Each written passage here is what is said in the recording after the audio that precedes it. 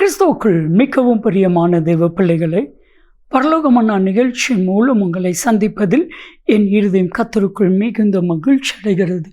உங்கள் எல்லாரையும் இயேசு கிறிஸ்துவின் இன்பை நாமத்தினாலும் கிராஸ் டிவி ஊழியங்கள் சார்பாக என் அன்பின் வாழ்த்துக்கள். இன்றைய பரலோகமன்னா, கர்த்தர் என் கண்ணீரை காண்கிறார். என் அன்பு தெய்வ பிள்ளைகளை, மனுஷர்கள் காண முடியாத ஒரு பக்கம் இருக்குது. அந்த பக்கம்தான் நம்மளுடைய கண்ணீரின் பக்கம். நம்ம வாழ்க்கையில் கண்ணீர். ஒரு நாள் ஒரு சகோதரி சொன்னாங்க, பிரதர், என் கணவர் தூங்கினதற்கு பின்பு, என் பிள்ளைகளெல்லாம் தூங்கினதற்கு பின்பு, என் படுக்கையில் நான் தனிமையில் கண்ணீர் சிந்துவேன். என் கண்ணீர் என் தலையணையை நனைக்கும். ஆண்டவர் என் கண்ணீரை கண்டார். என் கணவரை ரட்சித்தார், என் பிள்ளைகளை ரட்சித்தார், என்னுடைய வாழ்க்கையை ஆசீர்வதித்தார். அதற்கு காரணம் யாருக்கும் தெரியாத என்னுடைய கண்ணீர். என் அன்பு தெய்வ பிள்ளைகளை, நீங்கள் நினைக்கலாம்ல, யாருக்குமே என் கண்ணீர் தெரியாது. ஆண்டவருக்கு உங்கள் கண்ணீரே தெரியும். வேதம் சொல்லுகிறது, ஏசாயா 38:5, உன் கண்ணீரை கண்டேன், உன் விண்ணப்பத்தை கேட்டேன், உன் ஆயுசில் 15 வருடத்தை கூட்டுவேன். எசேக்கியாவிற்கு சொன்ன அதே வார்த்தையை இன்னைக்கு ஒவ்வொருவரையும் பார்த்து கற்று சொல்லுகிறார். உன் கண்ணீரை கண்டே, உன் விண்ணப்பத்தை கேட்டேன் என்று சொல்ல. கிறிஸ்துவுக்குள் மிகவும் பிரியமான தெய்வ பிள்ளைகளை, நல்ல கவனிங்க. எந்த மனுஷன் எந்த மனுஷி கண்ணீர் சிந்தி ஜெபிக்கிறாங்களோ, அந்த மனுஷனுடைய வாழ்க்கையில் ஒரு கம்பீரம் உண்டு. கண்ணீரோடு விதைக்கிறவன் கம்பீரத்தோடு அறுப்பான்.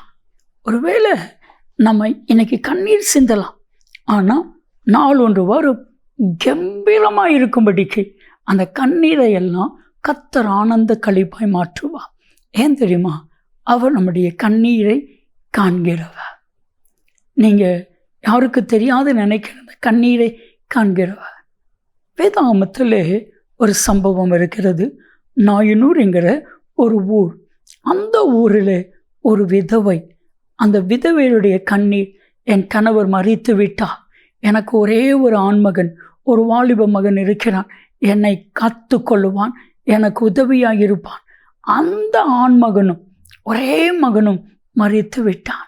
கணவனையும் இழந்து ஒரே மகனையும் இழந்து அந்த தாய் வேதனையோடு அடக்கம் பண்ணுவதற்காக கொண்டு சென்று கொண்டிருக்கும் பொழுது இயேசு பார்த்தா. அந்த தாயினுடைய கண்ணீரை பார்த்தா. லூக்கா 7:13 நீங்கள் வாசித்து பாருங்க. இயேசு அவள் அருகே போய் அல்லாதே என்று சொல்லி அவளை ஆறுதல் படுத்தினார்.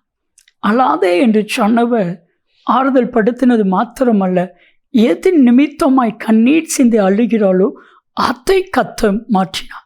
மரித்த வாலிபனை உயிரோடு எழுப்பி கர்த்தர் கொடுத்தார். என் அன்பு தெய்வ பிள்ளைகளே, ஏது நிமித்தமாய் உங்களுக்கு கண்ணீர், நிந்தை நிமித்தமாய் ஒருவேளை நீங்கள் கண்ணீர் வடிப்பீர்களானால் நிந்தையை கர்த்தர் மாற்றி போடுவார். ஏதோ அவமானத்து நிமித்தமாய் கண்ணீர் வடிப்பீர்களானால் அந்த அவமானம் மாற்றப்படும். ஏதோ ஒரு காரியத்தை இழந்தது நிமித்தமாய் நீங்கள் கண்ணீர் வடிப்பீர்களானால் இழந்ததை திரும்ப கர்த்தர் உங்களுக்கு கொடுப்பார். ஏதோ தோல்வி நிமித்தமாய் நீங்கள் கண்ணீர் வடிப்பீர்களானால் தோல்வியை ஜெயமாய் மாற்றுவார். உங்கள் கண்ணீரை கர்த்தர் காண்கிற தேவன். செபிக்கலாமா? அன்பின் தகப்பனே, இவருடைய கண்ணீரை நீர் காண்கிற தேவன். இவருடைய கண்ணீரை கண்டு இந்த கண்ணீரை ஆனந்த களிப்பாய் மாற்றும். அப்படி செய்கிறதற்காய் நன்றி நன்றி நன்றி. இயேசு கிறிஸ்துவின் நாமத்தில் ஜெபிக்கிறோம் ஜீவனுள்ள பிதாவே, ஆமென் ஆமென். கண்ணீரை காண்கிற தேவன். நன்மையும் கிருபையும் ஆசீர்வாதங்களும் நிச்சயமாய் உங்களை தொடரும்.